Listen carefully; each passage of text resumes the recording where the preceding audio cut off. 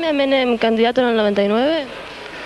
Mire, yo creo que si llegara a ser candidato, tendría un muy mal resultado. Primero, porque Argentina habría recibido una bofetada a través del manoseo de sus instituciones.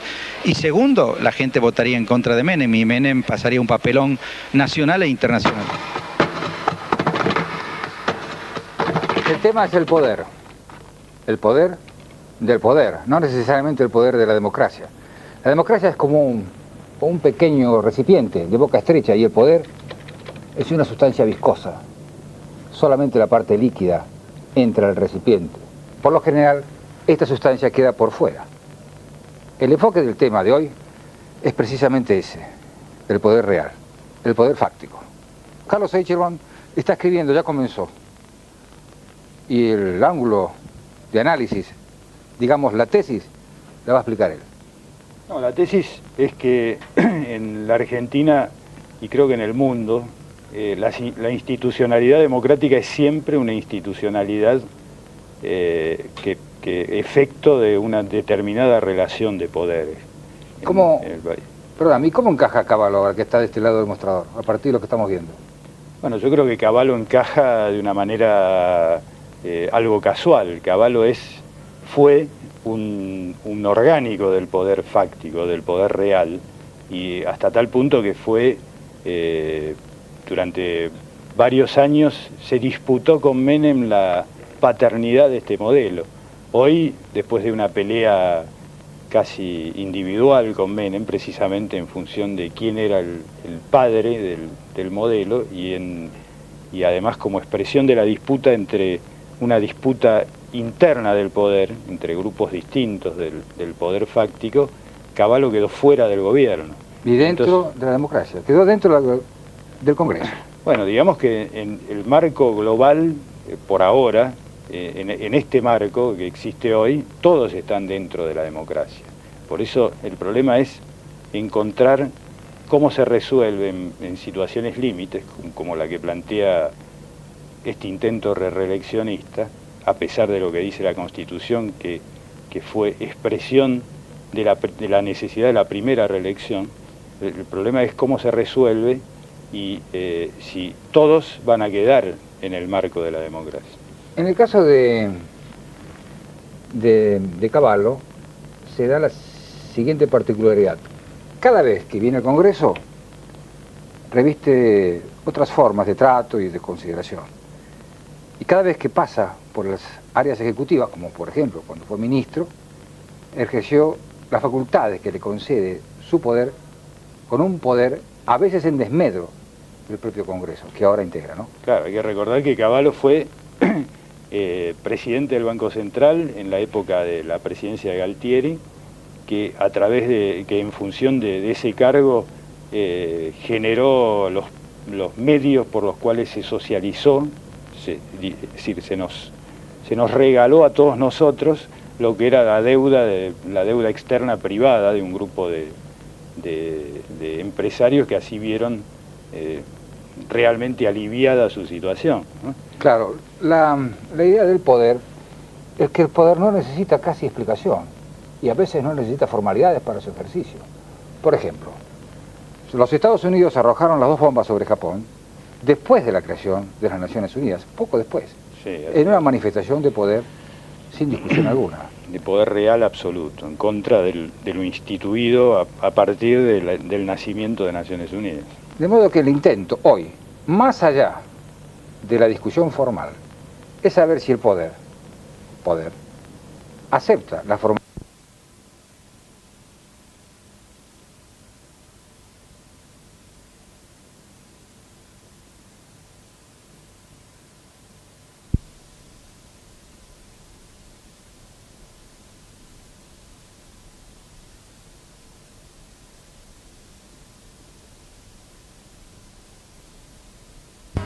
Pruébela. Como yo. Tome la decisión de bajar de peso. Compre Grapefruit Tablets de Body Naturals por este increíble precio o en 12 cómodas cuotas con su tarjeta. Si llama en 5 minutos recibirá gratis otro Grapefruit Tablets y el plan de adelgazamiento rápido de una semana. En Compras, productos de excelencia natural. ¡Llame ya! derrumba. ¡Ah! Todo por su culpa. Entonces él se da cuenta, mira a cámara y dice...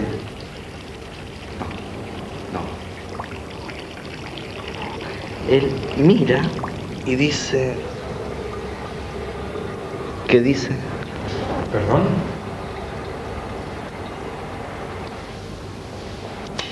Eso. Perdón. Buenas ideas aparecen en cualquier lado. Las que aparecen en Iberoamérica están en Latin Spots. Video revista más revista. Buenas ideas, buenas producciones, buena publicidad de Iberoamérica. Más tiempo libre. La guía de la buena vida. Póngase cómodo y tome nota de otra de nuestras sugerencias. No solo en el verano es un show. En Punta, todo el año es el mejor espectáculo. La categoría internacional del Resort Club Sol del Este, ubicado sobre la avenida Roosevelt en Punta del Este, se ve enseguida. Como también se ve rápidamente el paisaje del más sofisticado balneario de la región. Desde sus ventanas, la isla Gorriti, los famosos atardeceres puntaesteños, las magníficas y cercanas playas y los edificios y casas de todo Punta del Este parecen estar ahí, al alcance de la mano tras los vidrios. El Resort Club Sol del Este tiene los 5 sentidos puestos en dirección al confort, la categoría y la modernidad. Aquí y al mismo tiempo se huele el océano, se siente el rugir de las olas, se toca la arena más blanca, se disfruta su alta cocina y se ve en síntesis un paisaje estupendo, el paisaje de la felicidad.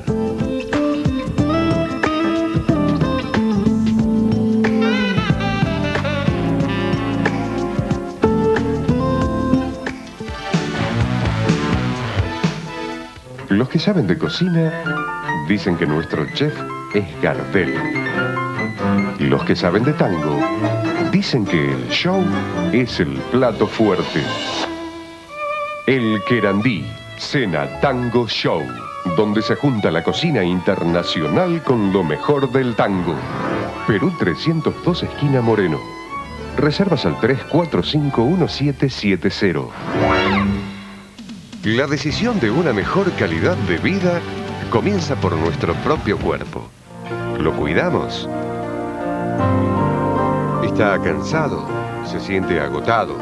¿Necesita un cambio de aire urgente? En la Posada del Kenti tenemos la respuesta adecuada para cada uno de sus problemas. La solución está en los programas terapéuticos Kenti. Luego de un profundo chequeo médico, usted dispondrá de un programa personalizado. Más tarde, un equipo de revitalización lo pondrá como nuevo y derrotará su estrés. Las armas: masajes, dietas, actividades físicas, hidroterapia y la cordialidad de toda su gente. ¿No le da ganas de dejar todo e ir corriendo hasta la Posada del Kenti en medio de las sierras cordobesas? ¿Verdad que sí? No demore más. Aquí la salud y la recreación van de la mano. Es la mejor fórmula para la felicidad. ¿Su empresa se relaciona con el tiempo libre? Entonces llámenos y pida cámara. Su propuesta nos interesa. Llámenos desde Argentina 01-382-0426. En cualquier momento volvemos por este mismo canal con una nueva propuesta para vivir la buena vida con más tiempo libre.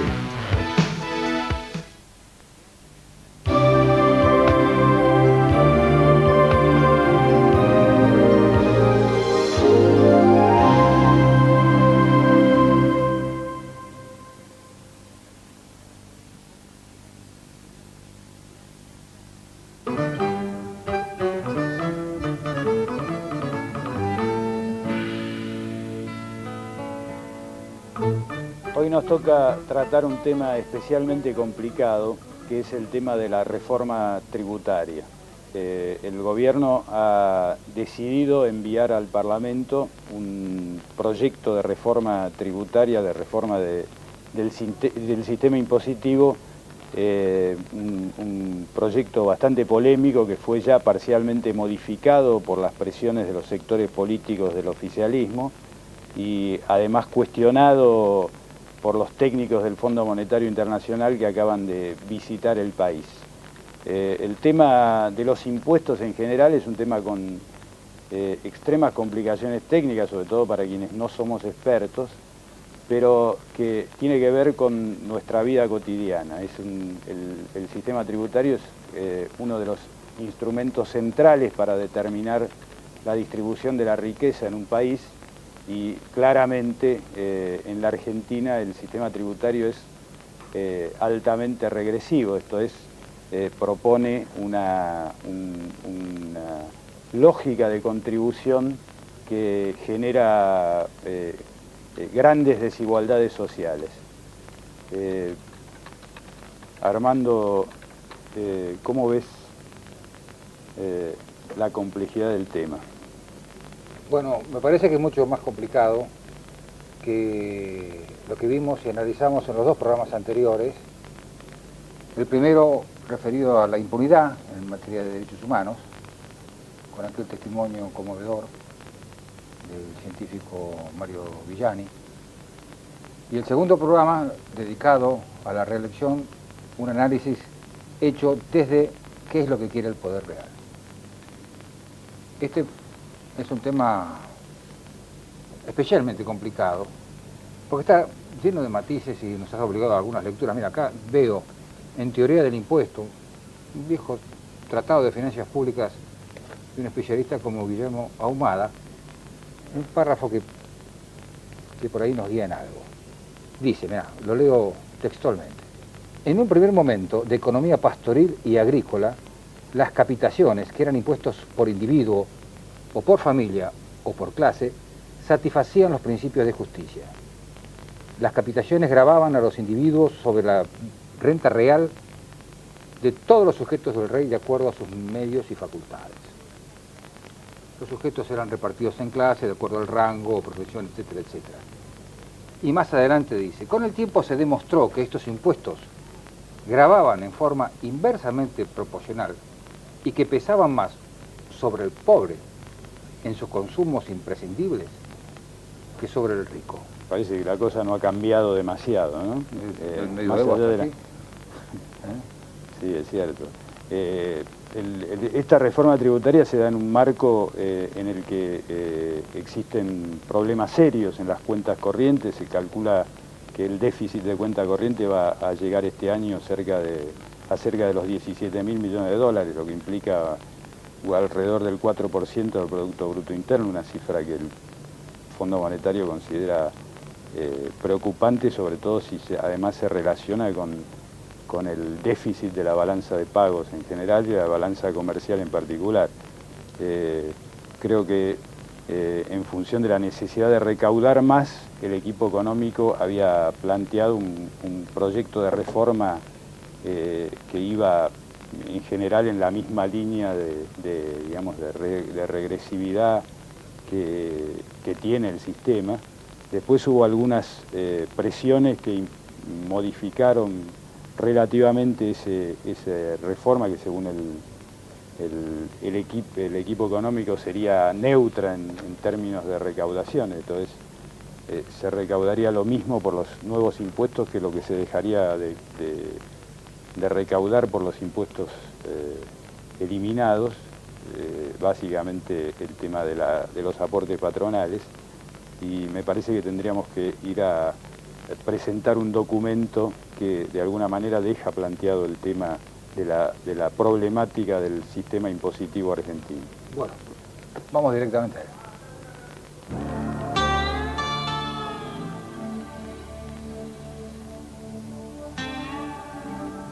Por exigencias del Fondo Monetario Internacional, del creciente déficit de las cuentas públicas y de la lógica de aumento de la rentabilidad de los grupos económicos propia del modelo, el equipo que conduce a Roque Fernández envió al Parlamento un proyecto de reforma del sistema tributario.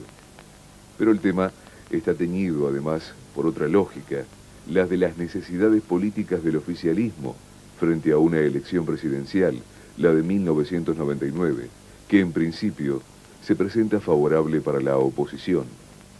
En el cruce de esas dos lógicas relativamente contradictorias, el nuevo paquete combina criterios ortodoxos que tienden a profundizar el perfil regresivo del sistema tributario argentino.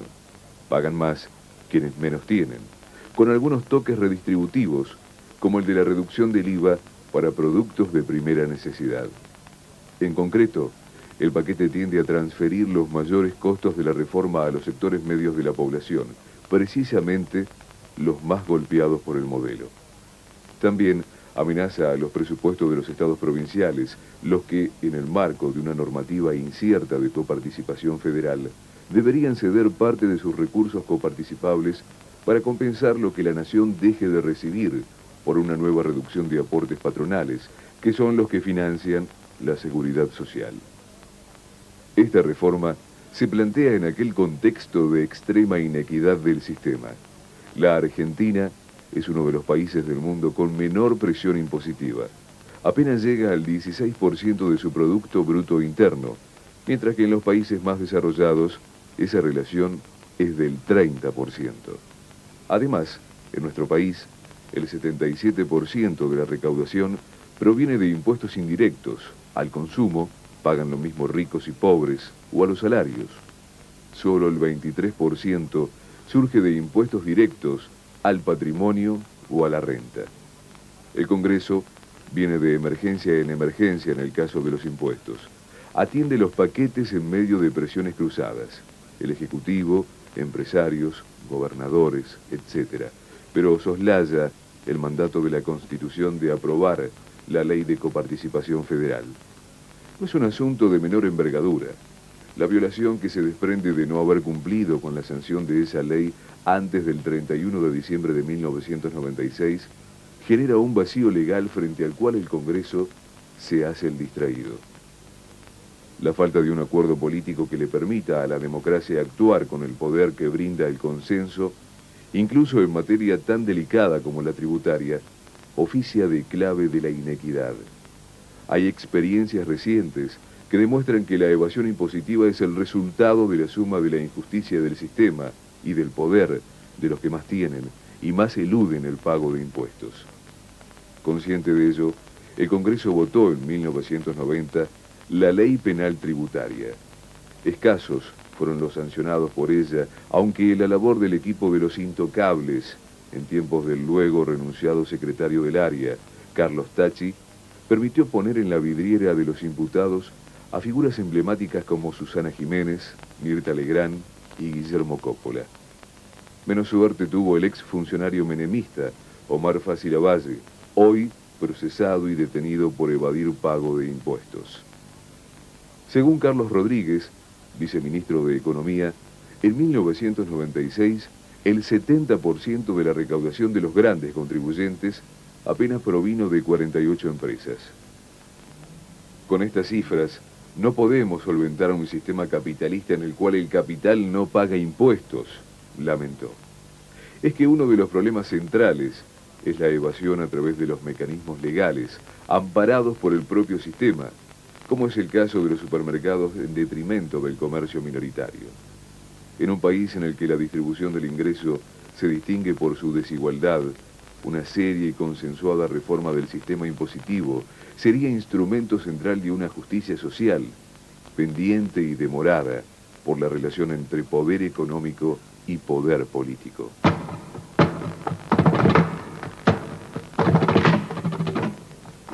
El tema está planteado. El Fondo Monetario Internacional, habría que añadir, tiene miedo que se recaliente la economía. Pero a Carlos y a mí nos parece que lo que se va a recalentar es la política, y en especial el Congreso, siempre sujeto a presiones, y más cuando debe aprobar un paquete de esta naturaleza. Vamos a ver luego, después de este corte, la relación que hay entre economía y política y sus consecuencias.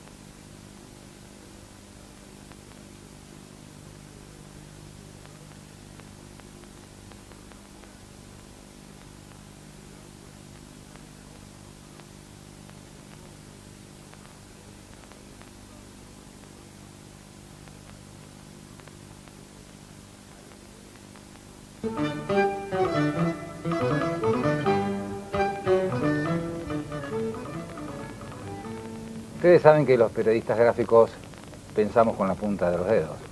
La televisión tiene otros códigos, no precisamente cómodos para Carlos Edgecombe y para mí. Hacemos los esfuerzos necesarios para que esto sea lo más atractivo posible. En este momento estamos con dos especialistas en este tema tan especializado como es el de los impuestos.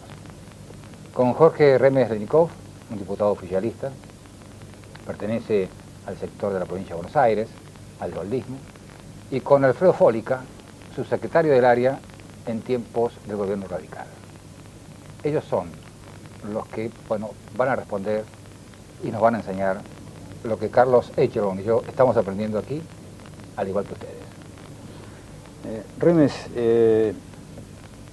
Vito Tanzi hizo un informe del Departamento Fiscal del Fondo Monetario Internacional en donde estudió 41 países y coloca a la Argentina entre los países con menor presión tributaria, solo un 15 y pico % respecto del PBI, y además con el sistema tributario más regresivo, es decir, en el que el peso de la recaudación de impuestos al consumo, impuestos indirectos, llega, y más los impuestos al salario, llega casi al 77% de la recaudación total.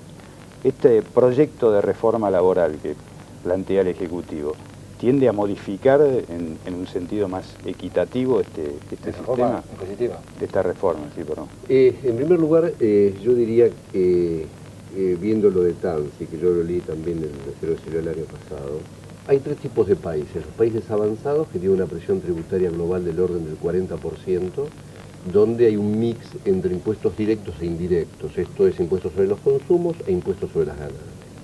Luego están los países en vías de desarrollo, entre los cuales nos encontramos nosotros, Brasil, Chile, y que andamos con una presión tributaria global del 23-24%. Él habla del 15 o del 16, pero sumándole la parte previsional y de las provincias a un 23-24%. Y después están los otros países con presiones tributarias más bajas. Nuestro país, ¿cuál es la característica? Tenemos un impuestos indirectos, esto es al consumo, parecido a los países desarrollados. Pero los impuestos directos, esto es a las ganancias y a los patrimonios, en menor medida. Con lo cual, el sistema suena y aparece como regresivo, vis a vis los países desarrollados. Históricamente la Argentina siempre tuvo un sistema regresivo, más allá que en los papeles aparecía con progresividad. En la década del 80, durante el proceso inflacionario que caracterizó toda la década del 80, el impuesto más cobrado y no muy notado el impuesto inflacionario, que era 7-8 puntos del producto. Esta reforma, yo diría que mejora la progresividad. No es una reforma que cambia profundamente el sistema, pero sí lo modifica en una buena dirección. Por un lado, cambia la relación de precios entre el trabajo y el capital. ¿Esto qué quiere decir en buen romance? Que baja el costo laboral, porque se reducen aportes patronales, y encarece el precio del capital. ¿Cómo? A través de los impuestos sobre los intereses. Con lo cual, uno debe presumir que a mediano plazo, en las decisiones de inversión de los empresarios, va a prevalecer esto, va a ser tenido en cuenta, y las posibilidades de generar empleo van a ser mayores a las que tenemos hoy día. En segundo lugar, se establece el tema de la renta mundial, que es un avance importante, que con los intereses al sistema le da mayor progresividad. Luego se baja a la mitad el IVA para los productos de primera necesidad, que esto también es una buena medida. Por otra parte, los empresarios hacen cargo del 3% que pagan los salarios hasta 1.500 pesos, con lo cual teóricamente implica un aumento de salario de bolsillo de 3%. Y después se establece que la reforma per se es neutral. ¿Qué quiere decir que es neutral? Que lo que se deja de percibir por reducciones o eliminaciones se compensa en la misma magnitud por las nuevas cosas que se incorporan. Esto es, la presión tributaria va a continuar constante, pero cambian quiénes son los pagadores. Y también es constante la presión tributaria o la relación tributaria entre la nación y las provincias. Esto lo que significa es que luego de la reforma, las provincias y la nación van a tener más o menos la misma participación que tienen hoy día. Yo creo que la reforma es buena. El ambiente dentro de nuestro bloque es positivo, bloque justicialista. Por supuesto que se va a invitar a las cámaras empresariales, se va a invitar a los consejos profesionales, se va a invitar a las provincias para discutir, escuchar opiniones, etcétera. Pero yo diría que en términos generales se comparte la filosofía. Bueno. Polica, ¿cuál es su caracterización de la reforma? Bueno, yo rescataría, ya mencionaba Remes recién, el hecho de que nosotros tenemos realmente una presión tributaria teórica de una magnitud dada, como ya señalaba, 23-24%. Pero acá lo que es importante es ver la real, es decir, quiénes son los que pagan y quiénes son los que no pagan, porque eso agrava muchísimo el problema. Entonces, ahí aparece un tema que sí tenemos que mover, y no solamente a través de la legislación, que es la evasión. La evasión constituye una circunstancia que se ataca de distintos puntos de vista. Se ataca con buena información económica, para saber dónde está la evasión desagregada, en qué sectores se está dando. Se ataca con una buena legislación que permita la persecución del evasor, y se ataca con una administración tributaria que organice sus objetivos de una manera eficiente. La administración tributaria en estos momentos es muy importante, tiene una dotación de aproximadamente 20.000 hombres, tiene un presupuesto de cerca de 1.200 millones de dólares. Entonces, estamos nosotros pidiendo desde hace rato que se nos explique dónde está la evasión. La evasión se estima en el IVA en un 40% y en términos globales, para no fatigarlos, en un 10-11% total de recaudación del producto. O sea, estamos con un producto de 350, tenemos una evasión del orden de los 35.000 millones. Pero quiero decirle que nosotros estamos pidiendo información, porque yo creo que va a ser útil tanto para el oficialismo como para nosotros, para ver si esta legislación que hoy se plantea realmente ataca el principal problema, que es la evasión. Ese es el punto. Segundo punto que tenemos es si realmente estamos cambiando el diseño del sistema tributario. Y para eso entonces tenemos que revisar un poquito lo que se está haciendo. En el IVA, que es uno de los impuestos que se están impulsando a la modificación, tenemos que tener presente que en su momento este impuesto estuvo con una tasa del 13%, estamos operando con una tasa del 21%, que iba a ser de emergencia y ahora en definitiva si hubo un incremento del 60% en la alícuota. Hay tasas del 27% para el uso de los servicios, gas, luz, teléfono, etcétera, los responsables no inscriptos. Hay un acrecentamiento incluso de esa tasa que puede llegar hasta el 40,5% en el impuesto de valor agregado. Es decir, realmente hay una presión muy importante. ¿Qué se está haciendo ahora? Yo tengo miedo que se politice la cuestión tributaria y creo que a veces es inexorable porque estamos frente a un proceso electoral. Pero entonces se está señalando de que se va a bajar un poco la presión sobre determinados productos de la canasta, y se van a gravar otros productos como que realmente se fuera a compensar esa disminución de recaudación. Básicamente servicios se van a grabar. ¿Qué servicios? Bueno, ahí tenemos que tener cuidado. Se van a grabar servicios que hacen a la información, por ejemplo, ¿no es cierto? Y esto es una cosa, o a la salud, o a algunos aspectos de la salud, que no nos tiene que pasar como desapercibido, porque si bien es factible que no se grabe la tapa de los diarios, es posible que se grabe, sí, las revistas, por ejemplo, y se grabe todas las cuestiones vinculadas con la edición. Entonces, en el caso incluso de la televisión por cable, que es una cosa que aparece como ostensible, que habría que grabarla en muchos lugares del país, es el único medio que tiene el ciudadano para informarse.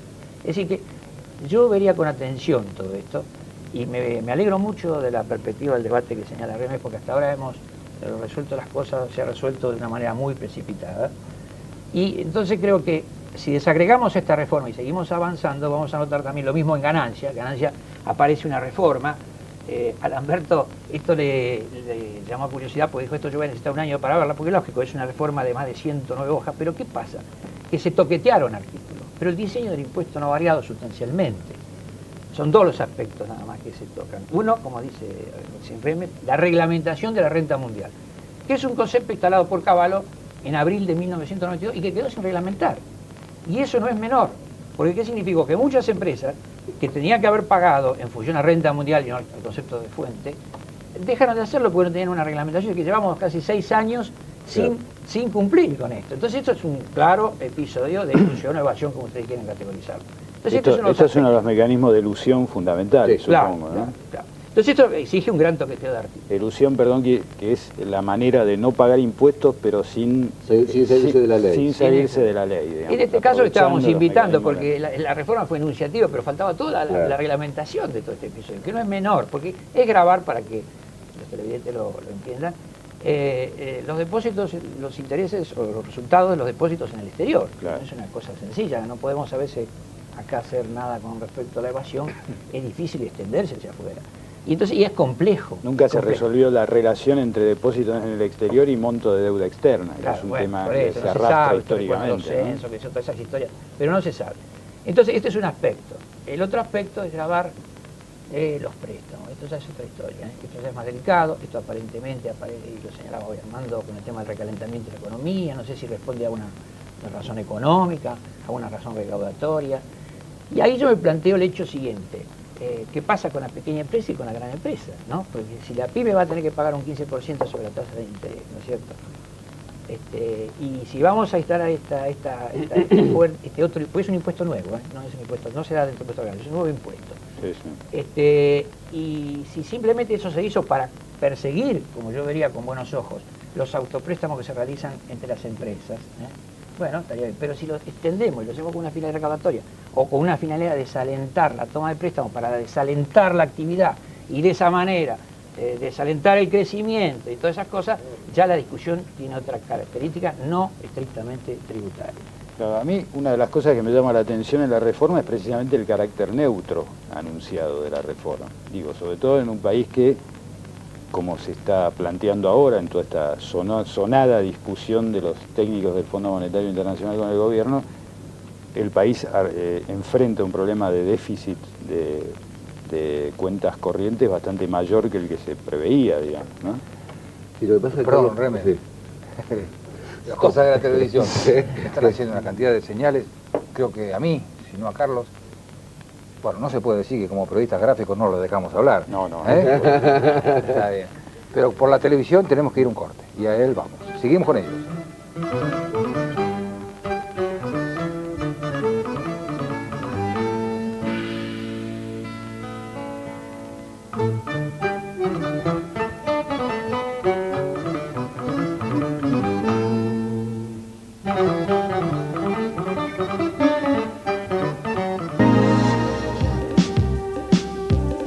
Enlace Digital. Toda la información del mundo de la computación en un solo programa. Enlace Digital. Martes a las 20 por Magazine.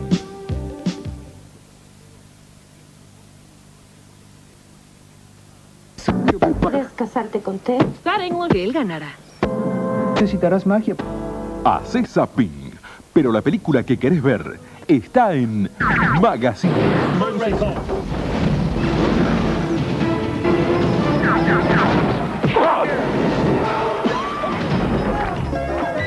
Llama al 06001-2233, elegí la película que querés ver y participá de sorteos por televisores, entradas para espectáculos y muchos premios más. Y esta semana, elegí entre estos importantes títulos. Película número 1. Los Locos del Golf, con Chevy Chase. Los mentirosos no le gustan a nadie. Yo soy la excepción. Película número 2. Escape a la victoria, con Sylvester Stallone. Bien, ¿y si al capturarme me envían a otro campo de prisioneros, qué me pasará? Película número 3. Gorky Park, con Lee Marvin. Es que la corrupción es parte de nosotros. De todo. Seguí llamando al 06001-2233. Elegí la película que querés ver y disfrutad del mejor cine en Magazine. Y llamando al 06001-2233, participás del sorteo de 18 entradas para el recital de Alejandro Sanz en el Luna Park.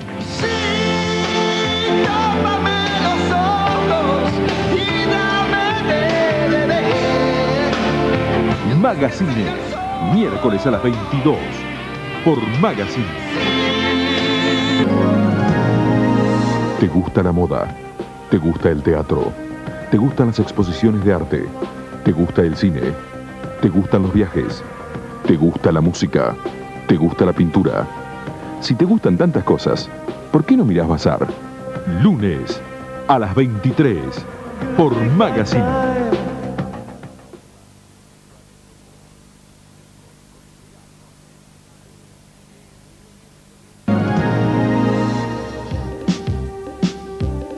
Enlace Digital. Toda la información del mundo de la computación en un solo programa. Enlace Digital. Martes a las 20 por Magazine.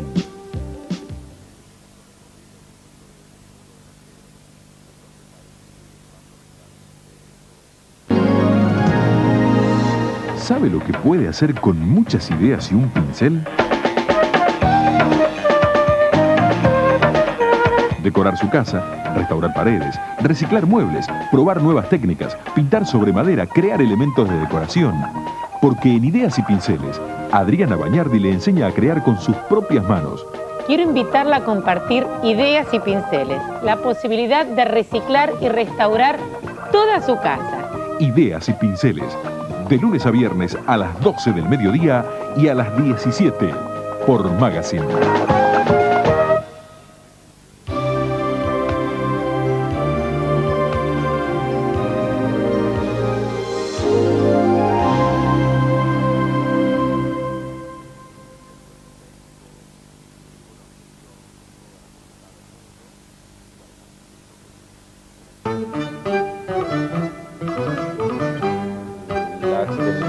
Proyecto de reforma del Ejecutivo, esta suposición según la cual se dejarían de recaudar alrededor de 3.100 millones de pesos, pero se compensarían. Ahora, por lo que aparece en los números, en las cuentas, hay algunos rubros en donde se dejaría de recaudar, por ejemplo, por los llamados aportes patronales, que quiero aclarar que para algún otro sector importante no se trataría estrictamente de aportes patronales, sino de salario diferido de los trabajadores. Se dejarían de percibir 2.700 millones de pesos, es decir, que parece una transferencia de ingresos bastante fuertes al sector empresario, teniendo en cuenta que en el 95 ya se transfirieron alrededor de 3.200 millones de pesos. Digo, me parece que la neutralidad del efecto de la reforma en términos de quién paga y quién no paga no aparece demasiado clara, digamos, ¿no? Son varias cuestiones. En primer lugar, un comentario adicional al tema de los intereses que planteaba Pólica y del impuesto a las ganancias. El impuesto a las ganancias pasa del 33 al 35%. Y el gravar los intereses es poner en pie de igualdad a una empresa que tiene utilidades y reinvierte versus una empresa que toma un crédito para invertir. Hoy día se castiga al que gana y reinvierte y no al que se endeuda. Porque pagó el impuesto a las ganancias, mientras el que toma una deuda, los intereses no paga impuestos. La otra forma de verlo es que recordemos que en el impuesto a las ganancias personales, los intereses no pagan ganancias. Al pagarlo en la fuente de quien toma un crédito, indirectamente se está imponiendo un impuesto a las ganancias personales. Y esto es progresivo. De acuerdo. Lo segundo es los aportes patronales. Yo creo que es muy importante la medida. Porque ¿cómo se crea empleo en una economía? Se crea a través del crecimiento, a través del costo laboral, a través de leyes laborales. Yo diría en ese orden. El costo laboral está integrado por salario de bolsillo más impuestos, o salarios diferidos como vos quieras llamar. El reducir eso habilita la posibilidad de tomar la decisión a favor del trabajo.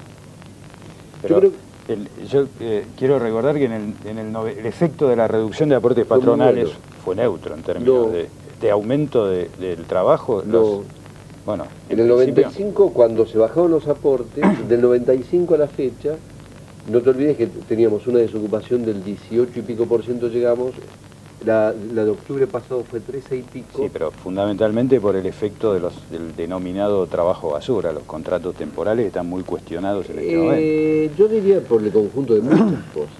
Pero es decir, el primer efecto, por lo menos medido, de la rebaja de aportes patronales no significó precisamente un aumento del empleo, un aumento firme del empleo. Yo la verdad no estoy de acuerdo con esa afirmación. Yo creo que ayudó a crear empleo. Y si el año pasado tuvimos 4 o 5 puntos menos, cuando salga la nueva onda en abril, tal como viene creciendo la economía, vamos a tener una nueva caída en la tasa de desempleo.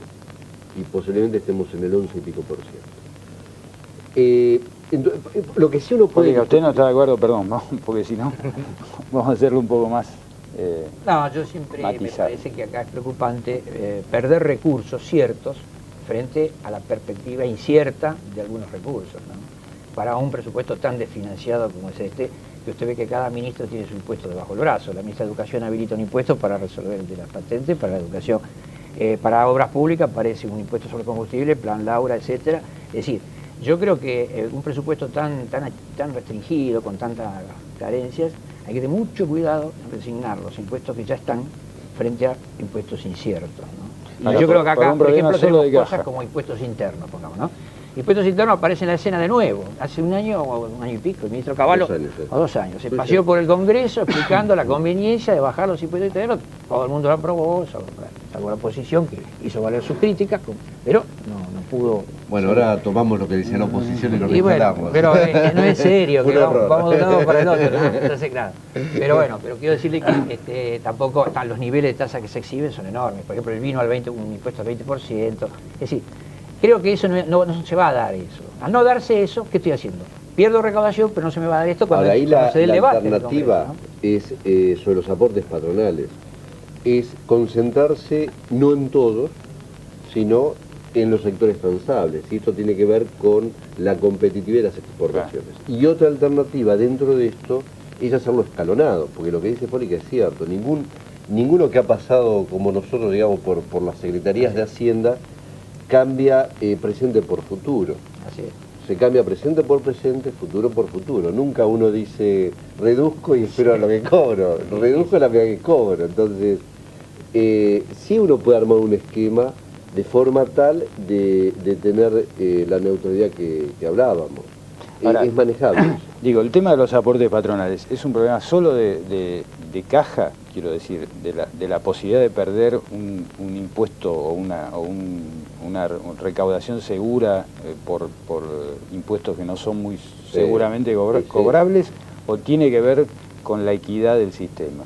Porque digo, parece una transferencia de ingresos fuerte. Si se juntan estos 2.700 millones más los 3.200 millones, incluso yo me acuerdo que el CESE, el Centro de Estudios Económicos al que pertenece Fólica, había estudiado en el 95 el impacto que tenía sobre la rentabilidad de las empresas esa reducción de aportes, ¿no? En qué medida aumentaba la rentabilidad de las empresas, implicaba una transferencia de ingresos muy fuerte al sector del capital, desde el sector de asalariados. Quiero decir, en términos de la equidad del sistema, ¿qué implica? Pero en términos de equidad del sistema hay que verlo globalmente, porque esto implica mayor empleo. Y cuando uno analiza la distribución del ingreso, que efectivamente ha desmejorado en los últimos 3 años, ¿cómo uno revierte la distribución en este sistema? Con mayores impuestos al patrimonio y a la renta presunta. Los estudios de finanzas, si uno los analiza y ve la potencia de cada instrumento de política, el principal instrumento es el gasto público, que ha crecido, se ha duplicado en los últimos 6-7 años, pero es ineficiente. Hay toda una tarea microeconómica por hacer de que realmente estamos mal. Ahora, lo segundo es la reforma tributaria. Ahora, una reforma tributaria uno la debe hacer gradualmente. Yo no me imagino un escenario donde de un día para otro bajemos los mínimos de ganancias, pongamos impuestos sobre los títulos, las acciones y los intereses. Hoy 6 días se recaudan 7.000 millones. Obviamente, si pudiéramos controlar la evasión, estaríamos recaudando 12, 13, 14.000 millones. Pero desde el punto de vista legal, yo no me imagino una reforma que pueda avanzar más En términos de progresividad. En términos de progresividad ahora. Por eso que decía, no es la reforma que uno quiere, pero sí es un paso, a mi modo de ver, en buena dirección. Perdóneme, Hermes. Para no hacer esto un programa absolutamente apasionante, pero para los contadores, a los efectos prácticos, a mí me gustaría que usted me dijera cuáles son los problemas mayores que van a tener los empresarios, los pequeños empresarios, que están diseminados por todo el país y que afrontan como pueden, con mínima rentabilidad sus empresas para mantener a sus trabajadores. Hay una relación casi de sentimiento entre estos empresarios que se deciden a mantener sus fábricas para no ser arrasados por la especulación. Esto, ¿cómo le cae a ellos? ¿Como un maná del cielo o como un nuevo castigo? Yo creo que tienen dos ventajas y un interrogante. El interrogante es lo que planteó Fólica sobre la tasa de interés y el impacto que tiene el impuesto está claro. Pero tiene dos grandes ventajas. La primera es el monotributo. El monotributo reduce cerca de la mitad los impuestos que hoy día está pagando. Un empresario que tiene industria, agro, servicio o comercio. ¿Por qué no explicamos qué es el monotributo? El monotributo es un proyecto de ley que entró hace 20 días, tuvimos reunión de comisión hace 10 días y hubo acuerdo general entre el bloque oficialista y de la oposición. ¿Qué significa esto? Hoy día el pequeño empresario paga impuestos a las ganancias, impuestos al patrimonio, IVA y previsión social. Todo eso se elimina y se crea un nuevo impuesto que es para la seguridad social, tal como está planteado en la ley. Este nuevo impuesto, vis a vis la sumatoria de todo el resto, es la mitad. O sea, tiene una baja sustantiva de la presión tributaria a la mitad. Si pagaba el 20 y pico %, la va a pagar el 17%. Más la ventaja de no recurrir a nuestros colegas contadores, que era un tema importante, son 100 o 200 pesos según el caso. Y la segunda ventaja que tienen los pequeños y medianos empresarios es la reducción de aportes patronales, porque de esta forma blanquea trabajo. Porque el contrato basura, al cual vos hacías referencia y con razón, ha habido un aumento de los contratos de por 6 meses, si uno por ley lo saca, se convierte en trabajo en negro. La única forma que un empresario tiene de mantener esto dentro de su staff, dentro de su empresa, es bajando las cargas patronales, que hoy día son 60%.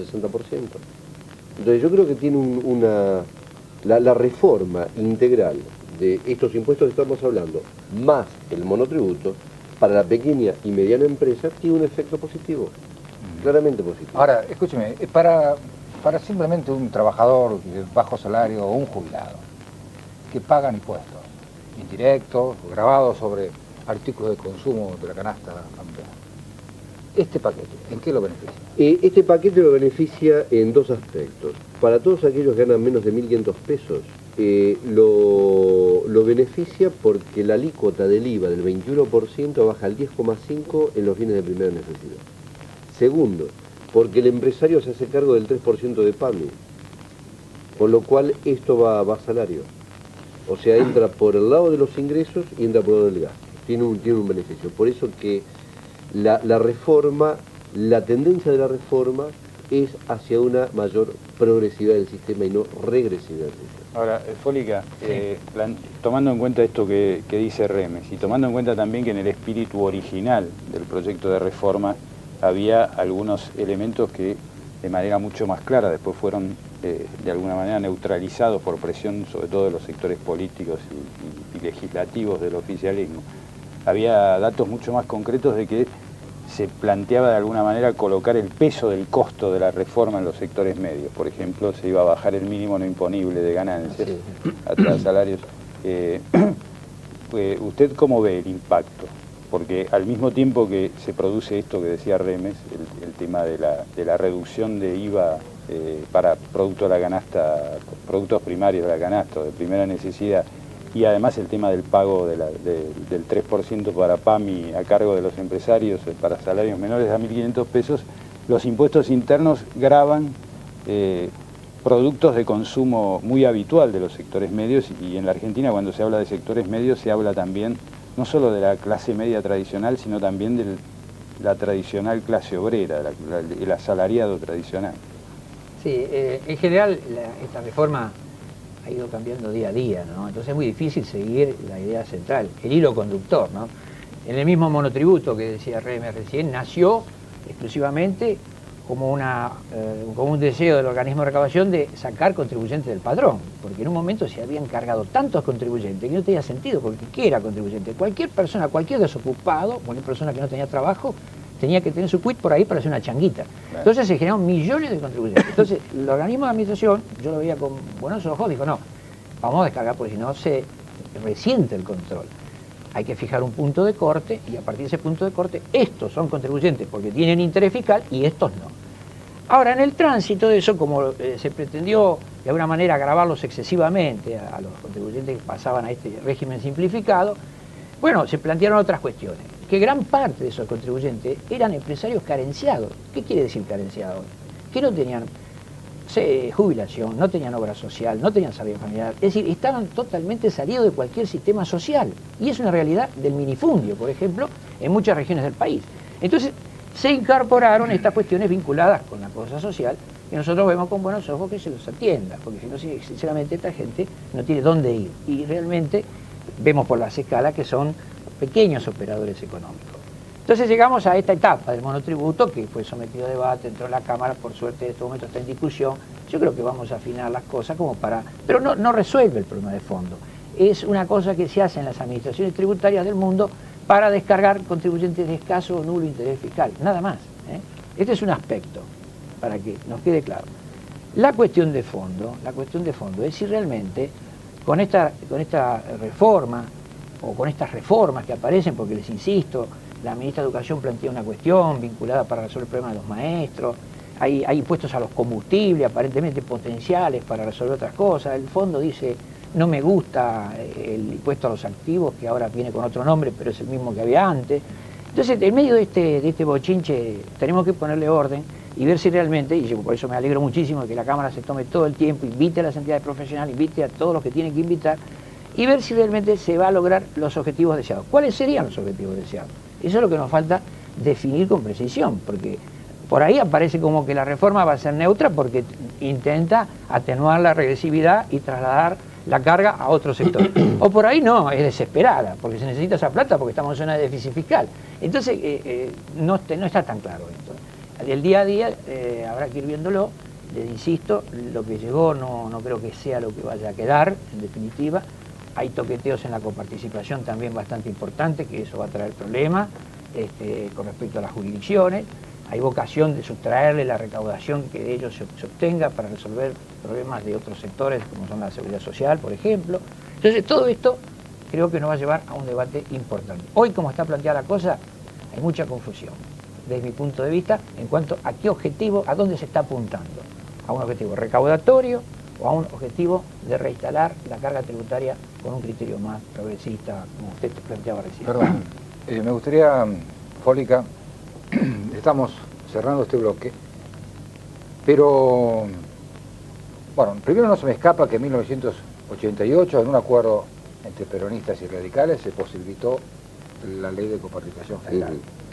Hay un trabajo en CESE del propio Fólica que señala que existe ahora un vacío legal, porque el Congreso no ha cumplido con la sanción que le mandó la Constitución, la reforma del 94, para sancionar la ley no es el Congreso. En 1993. Es el Congreso. El Congreso es el culpable. No. Pero bueno, vamos a ver qué dice Fólica. Es una ley es un problema de la nación y los gobernadores. Claro. El Congreso es el instrumento republicano, ¿no? Nosotros diputados somos los últimos, porque primero los gobernadores, después la nación, después el Senado, después... Pero la responsabilidad es del Congreso. Ahora, Fólica, ¿qué dice? No, interesante el tema, interesante porque... Pero corto, hay que redondear. Sí, lo más corto. La Constitución, en ese sentido, la reforma del 94 fue muy progresista. Y lo que tiene contemplado para la nueva ley de coparticipación realmente es muy importante. Tiene incorporado el concepto de calidad de vida, de igualdad de oportunidades. Entonces hay una serie de cosas allí que tienen que nutrir a la nueva ley de coparticipación, los desequilibrios regionales, la equidad, la solidaridad, una serie de conceptos muy importantes.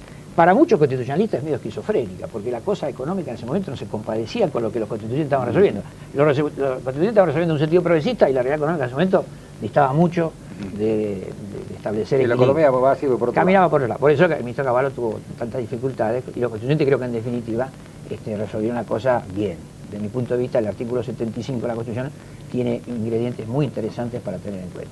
Hay un vacío legal, como usted señala, Armando, porque no se ha podido sancionar una nueva ley, porque ha vencido la anterior está armada con otro espíritu, es lo mismo que pasa con los juzgados federales, no se puede, hasta tanto no se instale los consejos de la magistratura, resolver ese tema y quedan vacantes. Bueno, la ley de coparticipación del 88 no contempla la sustancia constitucional de la reforma del 94. Entonces es muy importante que ahora el Congreso se aboque a estructurar una norma que se alinee con la Constitución Nacional.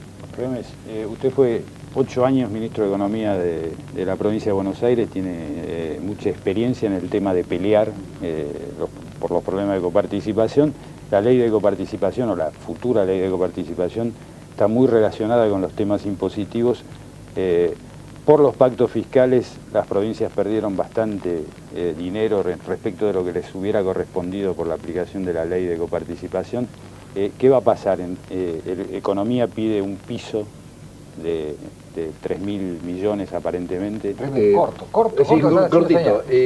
Lo que hizo Economía es mandar 2 proyectos. Uno de reforma tributaria a diputados y otro es de reparto de fondos al Senado, porque la Constitución dice que todo lo que tiene que ver con provincias entra por Senado. Lo que dice ahí, en el proyecto de ley que entró por Senado, es ponen un número de forma tal de que la nación y provincias quedan iguales. ¿Por qué? Porque la nación está eliminando impuestos que no se coparticipan y crea impuestos que sí se coparticipan. Si dejara todo como está, la nación claramente pierde recursos de los que hoy día tiene y las provincias ganan recursos sobre lo que hoy día tienen. Entonces, lo que dice este proyecto de ley es que se pone un valor de 3.000, que es el número que da equivalencia entre nación y provincia. Bueno, muchísimas gracias por esta. No, por favor.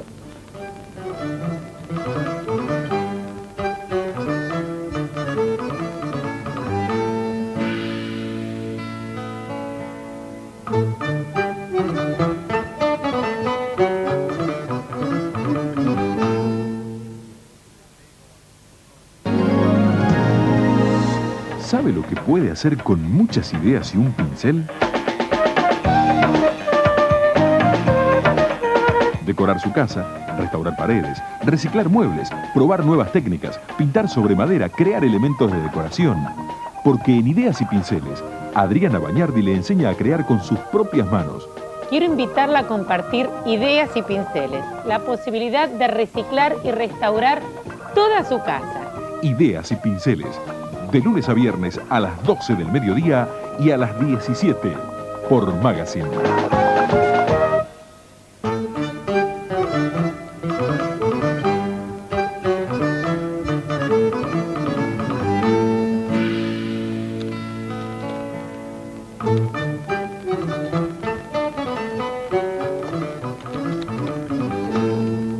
El talento de Domingo Andanese, un fileteador quilmeño de esos que se destacan por su obra, ilustran esta conversación con sus cuadros dedicados, pinturas originales, a Carlos Gardel y a Aníbal Troilo. Yo creo que ni el arte del zorzal, ni el encanto que tenía el gordo para el bandoneón pueden ilustrar acabadamente la complejidad de este tema que hemos abordado con 2 especialistas como Remes Lenikov y Fólica. Carlitos, ¿no te pareció demasiado técnico lo que estuvimos haciendo? ¿Demasiado técnico?